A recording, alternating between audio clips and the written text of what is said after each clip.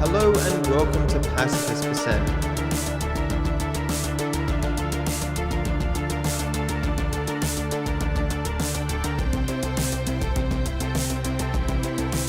No one gets hurt! No one gets hurt! No one gets hurt! We're doing a sequel. We're back by popular demand. Pacifist Percent, also known as Can You Complete GTA 5 Without Wasting Anyone, is a 29-part challenge run and comedy series that was completed on my channel in 2022, and it concluded that 96 kills are necessary to beat the game. While not reaching its target of 0 kills, this Pacifist run still had quite a low body count compared to a normal speedrun of the game that would have you kill 662 people. If you reduce the murder rate in real life by 85%, they call you a hero, but I do it in a video game and people call me an obsessed weirdo with too much free time. They say legends are never appreciated in their lifetime. I actually finished recording the challenge in 2020, but it took until 2022 for it all to be edited. This means it has been 5 whole years since I did the challenge, and the amount of things that I have since learned about the game would blow your mind. For example, I have since learned the actual answer to the question of how many people you need to personally kill to beat GTA 5. The answer is not 96. It is nowhere close to 96. The answer is in fact far more interesting if I show it to you. So come with me on this journey of correcting my original series, as I show you countless things in GTA 5 that no one has ever seen before. Alright, everybody pays attention, no one gets hurt! Say that again, I couldn't hear you. Slow and steady, T. There's enough here for us all to enjoy. Give it up! I got him!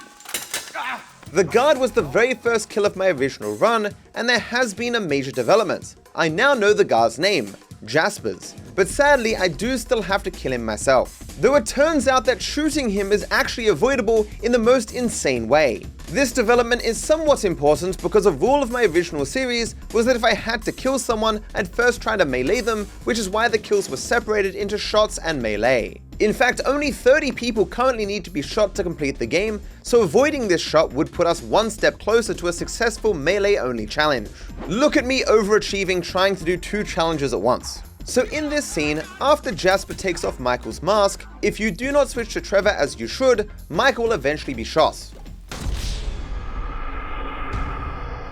You've heard of jumping for joy, Michael apparently jumps for death. This isn't a joke, by the way, he does actually do this and I have no idea why. If instead you switch to Trevor, the characters will yap a bit, and after they finish their lines and 25 seconds pass, Jaspers will get tired of waiting and just shoot Michael. The key detail here is 25 seconds is not enough time for what we need to do, but thankfully there is a way to avoid this timer.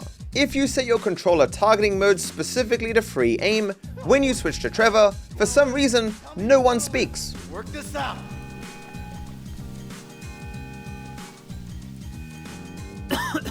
This is great because the previous fail condition requires that they finish their lines first. The result is that we get unlimited time for our strategy. I guess the in-universe explanation is that Jaspers has massive respect for anyone who doesn't use auto-aim, and so he's willing to wait for us.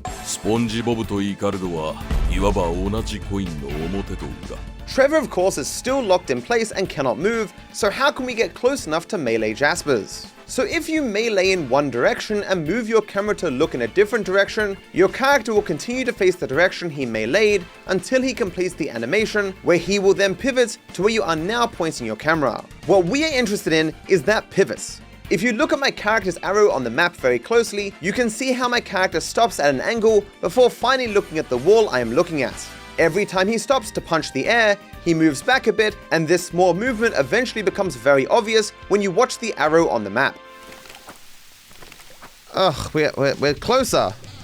So close. Obviously, for your benefit, I won't show you all of this in real time because it's very, very slow. When I say this strategy is slow, I mean it. It took me a solid 30 minutes, moving back bit by bit.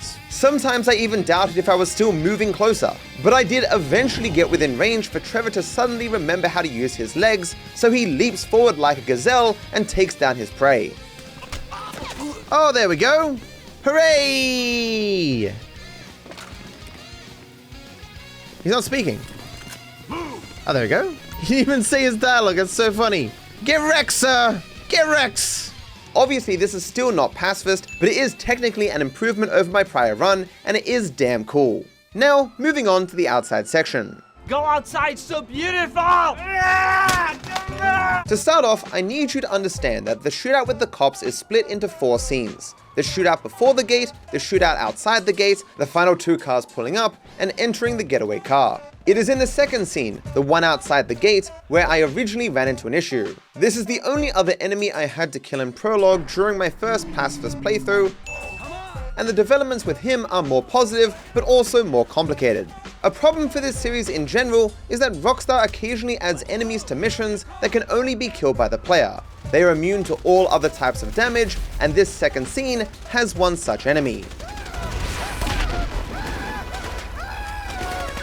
Finding this special enemy is quite easy with mods, as I can just move each policeman in front of my allies one by one, finding myself with a pile of bodies and one god among men.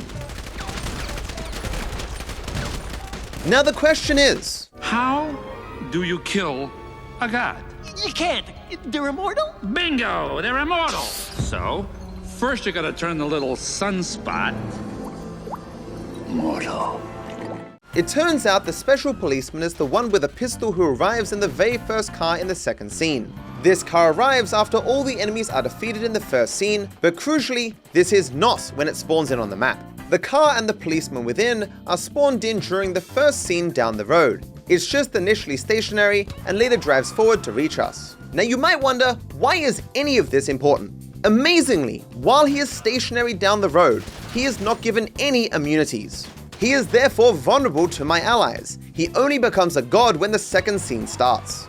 If you are familiar with the first series of Pacifist%, you might think the answer is now obvious. Before enough enemies are killed in the first scene, I just need to run a character down the road to be near their car and switch characters. My previous character, now not under my control, would set about killing the special enemy and would succeed given his lack of protections. Sadly, this isn't possible. Why not, you stupid bastard? If I try to leave out the front gate, I get a mission fail. But what I previously described with the character switching is still the correct strategy. I just have to set things up to avoid this mission fail for leaving out the front gate in the first scene. It might not surprise you to learn that setting this up is amazingly tedious, as is seemingly every solution to a problem in this series.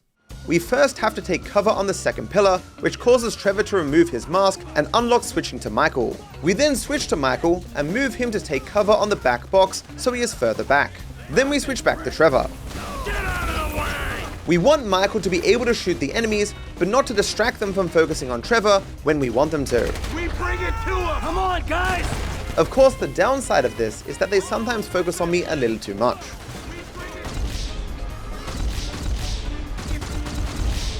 Stop killing me!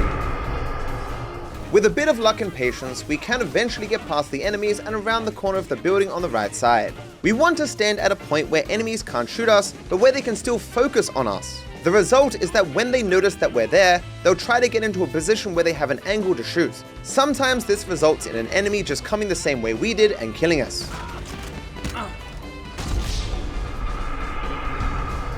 But what we actually want is for an enemy to go out the gate and through the snow to chase us. At that stage, he will stay beyond the fence, fixating on getting us within range of his weapon and shooting us. The result is that we can lead him away from the gate at the front, and the further we move him, the better off we will be later. Once we are happy with where he is, we need to wait until Brad and Michael have dealt with everyone else at the front.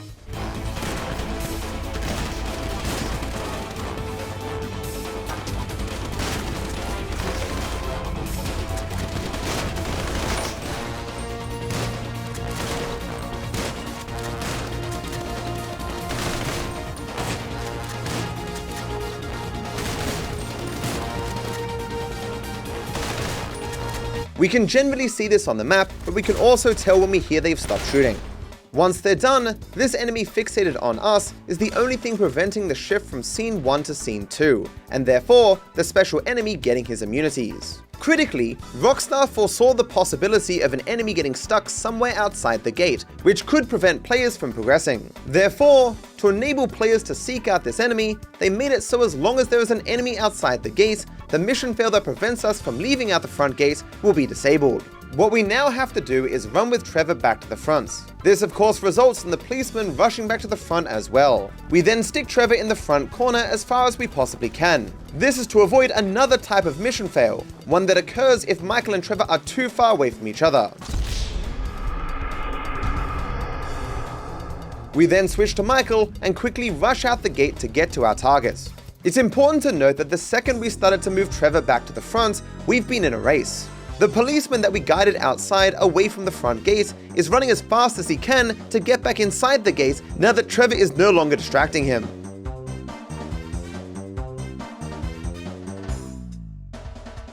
The second he gets back inside, the mission fail condition is reactivated, and if I'm controlling a character outside the gate when that happens, it is game over.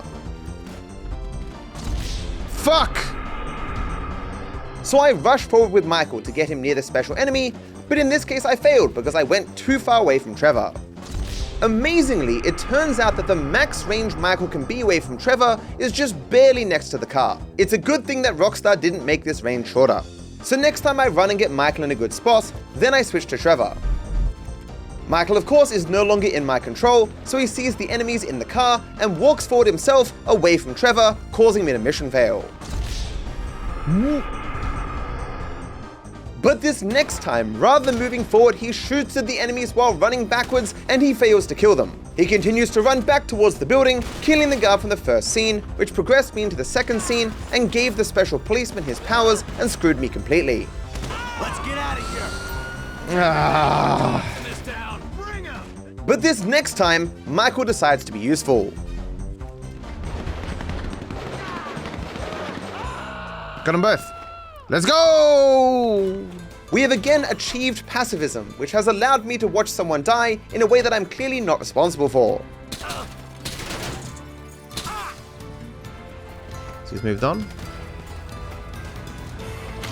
Michael just got knocked to the ground. Okay, cool. We got a window. Let's go. On his way back, Michael kills the policeman from the first scene, which again progresses us into the second scene, but now without the car pulling up as there is no one to drive us. And the car ended up parked in the wrong spot. That's cool. Everything else plays out as normal, as Michael and Brad can take out all the other enemies themselves. Perfect. Beautiful. What took you so long? Shut the fuck up and drive. Goodbye. Guy's a dick. Shot, listen.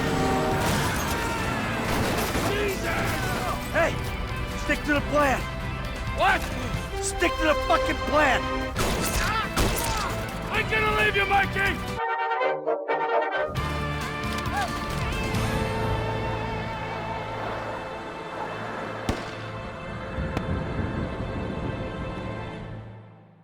So while we still can't do the entirety of Prologue as a pacifist, we did still manage to change one shot into a melee and remove one shot entirely. This brings our total kill count down to 95, and spoilers for future episodes, we won't stay at this number very long. That is of course if I end up making another episode. It has been many years since I ended the first series, and the format is clearly a bit different. If you do want me to continue, be sure to let me know with a like and a comment saying so. Thank you for watching, and I wish you all the best.